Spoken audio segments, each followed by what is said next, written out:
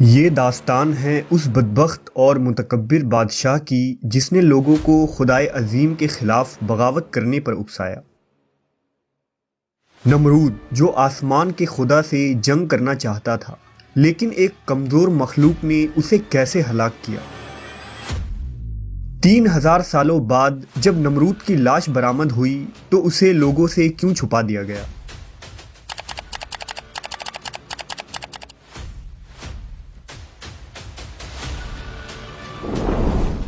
طوفان نوح کے بعد بابل، نینوا، سنار اور اس کے آس پاس کے علاقوں میں انسانی آبادی پھیلنی شروع ہوئی۔ ان علاقوں پر حام بن نوح کی اولادوں میں ایک شخص پیدا ہوا جس کا نام کوش تھا۔ اس کی ایک اولاد ہوئی جسے تاریخ میں نمرود بادشاہ کے نام سے جانا جاتا ہے۔ نمرود ایک طاقتور، متکبر، جابر اور بت پرست حکمراں تھا۔ کہتے ہیں کہ سر پر تاج تاریخ میں سب سے پہلے نمرود نے ہی پہنا تھا۔ یہ بزور طاقت رعایا سے اپنی پرستش کرواتا تھا۔ نمرود کا زمانہ 3000 قبل مسیح کے آس پاس کا ہے۔ نمرود دنیا کی سب سے قدیم ترین تہذیب یعنی اسیریا یا سومیری تہذیب کا سب سے پہلا بادشاہ قرار دیا جاتا ہے۔ بعض مورخین نے لکھا کہ نمرود نے کافی لمبی عمر پائی تھی۔ وہ 400 سالوں تک حکومت کرتا رہا۔ تاریخ میں نمرود کے متعلق بہت زیادہ معلومات نہیں ملتی ہے، لیکن ہر زمانے میں محققین نے نمرود کو تاریخ کے مختلف بادشاہوں کے ساتھ جوڑا ہے۔ کچھ ریسرچر نمرود کو مشہور اشوری بادشاہ گلگمش قرار دیتے ہیں، کچھ اسے سومیری دیوتا مردوک کے ساتھ جوڑتے ہیں، تو کچھ نمرود کو امن ہوتب کا دوسرا نام قرار دیتے ہیں۔ دراصل لفظ نمرود کے معنی ہیں باغی یا بغاوت کرنے والا۔ چونکہ نمرود نے خداوند سے بغاوت کی اور لوگوں کو بھی بغاوت کرنے پر اکسایا، اس لیے اسے نمرود کہا جاتا ہے۔ اسلامی روایتوں کے مطابق نمرود بابل کا بادشاہ تھا جو خدائی کا دعوے دار تھا۔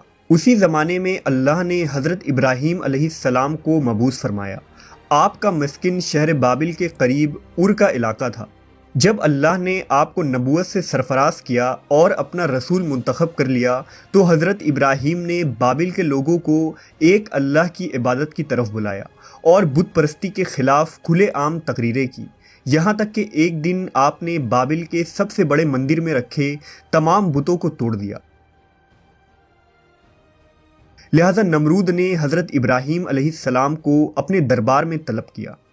نمرود نے حضرت ابراہیم سے کہا کہ اے ابراہیم، بتاؤ تمہارا رب کون ہے جس کی عبادت کی تم لوگوں کو دعوت دے رہے ہو؟ آپ نے جواب دیا، اے نمرود، میرا رب وہی ہے جو لوگوں کو جلاتا اور مارتا ہے۔ اس پر نمرود نے کہا، یہ تو میں بھی کر سکتا ہوں۔ پھر نمرود نے بطور سزا حضرت ابراہیم کو آگ میں ڈالنے کا حکم دیا۔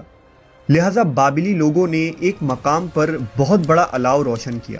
کئی روز تک آگ کو دہکایا گیا، یہاں تک کہ آگ کی تپش سے ارد گرد میں موجود چیزیں خاکستر ہو گئیں۔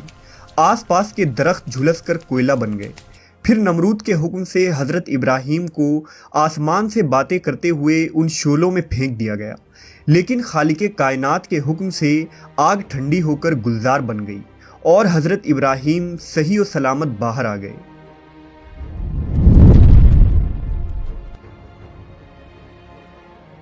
نمرود یہ منظر دیکھ کر پکار اٹھا کہ اے ابراہیم، واقعی تیرا خدا عظیم ہے اور اس قدر قدرت رکھتا ہے کہ اس نے تیرے اور آگ کے درمیان رکاوٹ پیدا کر دی۔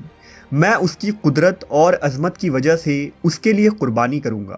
پھر نمرود نے 4000 قربانیاں تیار کرنے کا حکم دیا، لیکن حضرت ابراہیم نے اس سے کہا کہ تیری کوئی بھی قربانی یا کار خیر قبول نہ کی جائے گی جب تک کہ تو پہلے اس خدا پر ایمان نہ لے آئے۔ نمرود نے جواب دیا، اس صورت میں تو میری حکومت ختم ہو جائے گی اور میں یہ بات گوارا نہیں کر سکتا۔ بہرحال وہاں موجود کچھ عقل مند اور بیدار دل لوگ اللہ پر ایمان لے آئے۔ نمرود نے حضرت ابراہیم کو رہا کر دیا اور آپ شام کی طرف ہجرت کر گئے۔ پھر نمرود نے خدا کی تلاش اور آسمان کے خدا سے لڑنے کے لیے ایک بلند و بالا مینار کی تعمیر کروائی جو مینار بابل کے نام سے مشہور ہوا۔ کہتے ہیں کہ اس مینار پر چڑھ کر نمرود آسمان کے خدا کو للکارتا اور جب آسمان سے کوئی جواب نہ آتا تو وہ غرور و تکبر سے ہنستا اور لوگ اس کے آگے سجدہ کیا کرتے۔ آخر کار ایک دن ایک فرشتہ انسانی شکل میں اس کے دربار میں آیا اور اسے یکتا پرستی کی دعوت دیتے ہوئے اس سے کہا کہ اے نمرود، اس خدا سے ڈرو اور اس کی نافرمانی سے بچو، کیونکہ خدا کی قدرت اور طاقت تم اور تمہاری فوج سے کئی زیادہ ہے۔ اگر وہ چاہے تو تمہیں اپنی سب سے کمزور مخلوق کے ذریعہ ہلاک کر دے گا۔ اس موقع پر نمرود نے خدا سے مقابلے کا تقاضا کیا، لہٰذا فرشتے نے اسے اپنا لشکر جمع کرنے کے لیے 3 دن کی مہلت دے دی۔ 3 دن کے بعد خدا کے حکم سے مچھروں کی فوج نے نمرود کے سپاہیوں پر حملہ کر دیا، جس کے نتیجے میں اس کی ساری فوج فرار ہو گئی۔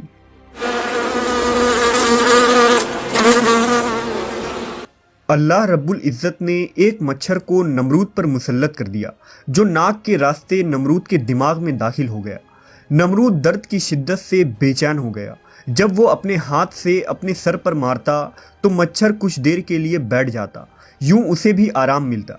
کہتے ہیں کہ جو شخص بھی نمرود کے دربار میں آتا تو نمرود اسے اپنے ہاتھ کا بوسہ دینے کے بجائے اس کے سر پر جوتے کے کئی وار رسید کرنے کو کہتا۔ نمرود کی یہ حالت 40 سال تک رہی اور آخر کار نمرود ذلیل و خوار ہو کر ہلاک ہو گیا۔ قدیم سمیری کتابوں اور یاسر کے صحیفے کے مطابق نمرود کی بیوی کا نام سمیرمس تھا۔ سمیرمس سے نمرود کا ایک بیٹا بھی تھا جس کا نام تاموس تھا۔ یہ لوگ شیطانی قوتوں کے زیر اثر تھے جنہیں کتابوں میں ناپاک تثلیث کہا گیا ہے۔ انہیں دیوتاؤں کے طور پر بابل اور سمیری لوگ پوجتے تھے۔ آج بھی دنیا میں مدر چائلڈ ورشپ موجود ہے جس میں مختلف شکلوں کی عورتوں اور اس کے بچوں کی پرستش کی جاتی ہے۔ سمیرمس نے نمرود کے مرنے کے بعد یہ دعویٰ کیا تھا کہ تموز نمرود کا دوسرا جنم ہے۔ سمیرمس لوسیفر یا ابلیس کی طرف سے بھیجی گئی ایک بدروح تھی۔ دراصل جب ابلیس کو خدا کے دربار سے باہر نکال دیا گیا تو اس نے زمین پر شیطان اور جنوں کی ایک عظیم فوج بنائی جو پہاڑوں، سمندروں اور جزیروں میں رہ کر اس کے اشارے پر کام کیا کرتے ہیں۔ ابلیس کے ان ہی چیلوں میں مادہ جنی، شیاطین اور خبیث بھی ہوتی ہیں جنہیں بابلی اور اشوری لوگ ابسون کہا کرتے تھے۔ طوفان نوح کے بعد ان مادہ ابسون نے انسانوں کے ساتھ رابطہ کیا اور ان سے تعلق بنائے۔ سمیرمس بھی ایک ابسون تھی جسے لوسیفر نے نمرود کی طرف بھیجا تھا۔ محققین کا یہ کہنا ہے کہ نمرود جس مینار بابل کی تعمیر کر رہا تھا اس کے پیچھے بھی سمیرمس ہی تھی جو اسے تمام کاموں کی ہدایت دیتی تھی۔ اسی مینار کے ذریعہ اس زمین پر شیطان کی پوجا کی ابتدا ہوئی اور شیطانی تنظیم وجود میں آئی۔ جب لوگ بابل سے نکل کر دوسرے علاقوں میں بسے تو الگ الگ زبان بولنے کی وجہ سے لوگوں نے سمیرمس اور اس کے بیٹے تاموس کو مختلف ناموں سے پکارا اور پھر ان کی بت بنا کر ان کی پوجا شروع کر دی۔ قدیم ایران اور یونانی کتابوں میں سمیرمس کو ایک دیوی کی حیثیت سے پیش کیا جاتا ہے۔ اس کے علاوہ اسلام کی آمد سے قبل مشرکین مکہ ہبل نامی ایک بت کی پوجا کیا کرتے تھے جو کعبے میں رکھا تھا۔ یہ ہبل تاموز ہی تھا، جبکہ مختلف اہل علم سمیرمس کو قدیم بھارت کی دیویوں سے بھی جوڑتے ہیں۔ نمرود ہی اس سرزمین پر سب سے پہلی حنوط شدہ لاش تھی جس کا ممی بنایا گیا تھا۔ دراصل سمیرمس نے لوگوں کو یہ عقیدہ پڑھایا تھا کہ نمرود دوبارہ جی کر اٹھے گا اور وہ ایک دن واپس آئے گا۔ دنیا کی پہلی ممی نمرود ہی تھا جس کی ممی ہزاروں سال تک دنیا سے روپوش رہی۔ 20ویں صدی کے شروع میں پوری فری میشنری آثار قدیمہ کے نام پر پورے مصر کا ریگستان چھان بیٹھی تھی مگر اسے تلاش کرنے میں ناکام رہی۔ آخر کار مصری آثار قدیمہ کے ماہر ڈاکٹر ظاہری حواس نے نمرود کا مقبرہ عین خوفو کے اہرام کے درمیان کھوج نکالا، لیکن سارے محنت کے بعد صرف یہ ملا کہ وہ ایک نقلی مقبرہ تھا اور اس سے ایک شاہی تختی ملی جس میں اسوری زبان میں نمرود کی اصل قبر کا پتہ لکھا تھا۔ اس تختی کی رہنمائی میں دوبارہ سے بابل کا رخ کیا گیا جو آج کے زمانے کا عراق ہے۔ اس وقت عراق پر صدام حسین کی حکومت تھی۔ عین 2002 میں جیسے ہی نمرود کے مقبرے کے آثار ملے تو پورے فری میسنری میں ہلچل مچ گئی۔ فری میسنری کو اس بارے میں مکمل علم تھا کیونکہ نمرود کی لاش ان کے لیے بہت اہمیت کے حامل تھی۔ سال 2003 میں جب امریکہ نے عراق پر حملہ کیا، اس میں نمرود کا مقبرہ ہی امریکی فوج کا اصل ہدف تھا کیونکہ فری میشنری کے مطابق نمرود ان کا مسیحا تھا اور وہیں سے اسے دوبارہ جی کر اٹھنا تھا۔ आज भी पूरी दुनिया में अमेरिका से बाहर सबसे बड़ा अमेरिकी फौजी अड्डा एन उसी मकबरे के ऊपर मौजूद है। एक कॉन्स्पिरेसी थ्योरी के मुताबिक जब नमरूद का मकबरा दरियाफ्त हुआ तो उसमें सुमेरी बादशाह गिलगामेश और नमरूद की लाश अपनी असल हालत में सही और सलामत मौजूद थी। कुछ आर्कियोलॉजिस्ट के कारकुन ने उसी वक्त उसकी लाइव वीडियो बनाकर इंटरनेट पर वायरल कर दी, जिसे बहुत तेज़ी के साथ यूट्यूब और दीगर सोशल मीडिया साइट्स से रिमूव करवा दिया गया।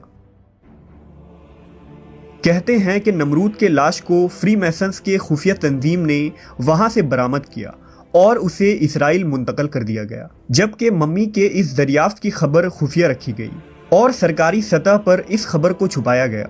नमरूद के लाश का क्या हुआ और अब ये कहाँ है, ये कोई नहीं जानता। कुछ लोगों का दावा है कि उसे इसराइल मुंतकल कर दिया गया था, जबकि बाज़ लोगों का ख्याल ये है कि ये लाश अब भी उसी मकबरे में मौजूद है जहां अमरीकी फ़ौजी अड्डा कायम है और उसकी हिफाजत हाई लेवल सिक्योरिटी के साथ की जाती है।